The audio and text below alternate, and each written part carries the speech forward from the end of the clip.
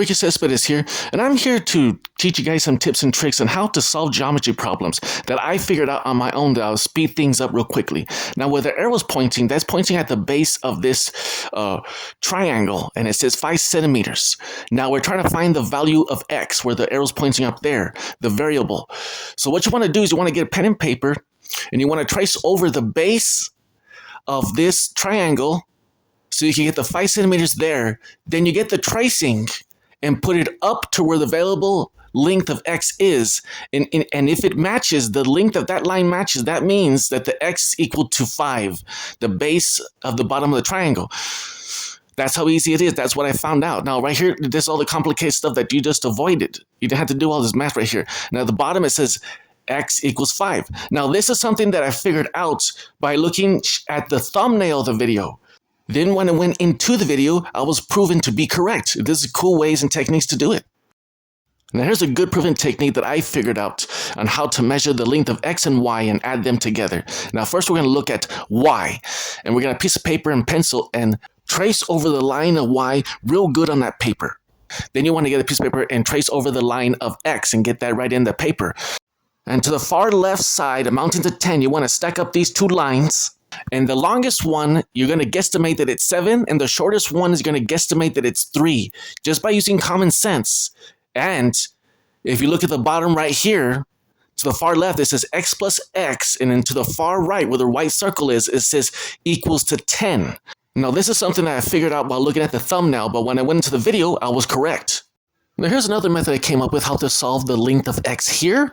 See that bubble right there? There's multiple bubbles in that one too.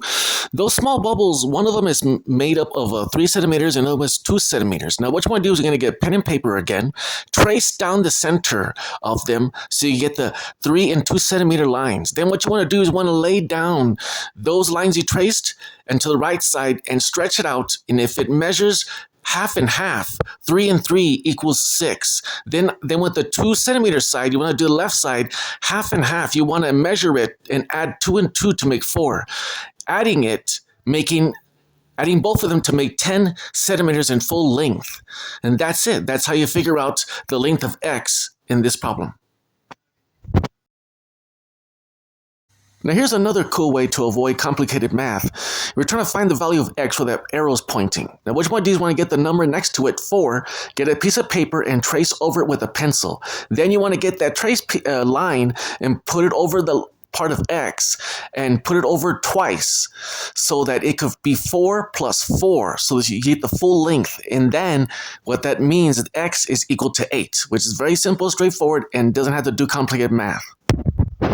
As you can see here, if you did the old-fashioned way, this is the type of thing you'll be doing if you weren't doing my method, which is exactly the same thing.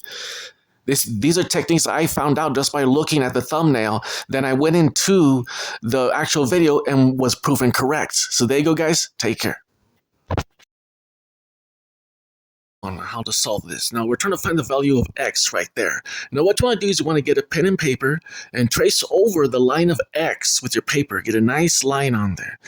As you can see there, then on the right side of the length of 3, you want to line up that tracing, and you see that it's shorter in the green line, which indicates that if the blue side is 3 centimeters, then the green side must be 2 centimeters shorter than the blue side, meaning x, the value of x is actually 2. There you go, that's the answer. And here's all the math you would have avoided if you did my technique. All right, now here's the final video. We're trying to find the value of x right there where the arrows are pointing. Now, it's degrees they're trying to find. Right there, the arrows are pointing at the 80 degrees. Those are only number indicators. Now, what you want to do is that with this, you want to divide 80 into 2. Because that's a more logical way, which equals to 40, which then amounts that x degrees is actually equal to 40. And I'll show you right there, and that's the solution to the top left right there. And that's just another way, one of the ways to figure out these degree issues with trigonometry and geometry. So there you go, guys. I hope you enjoyed it. Take care.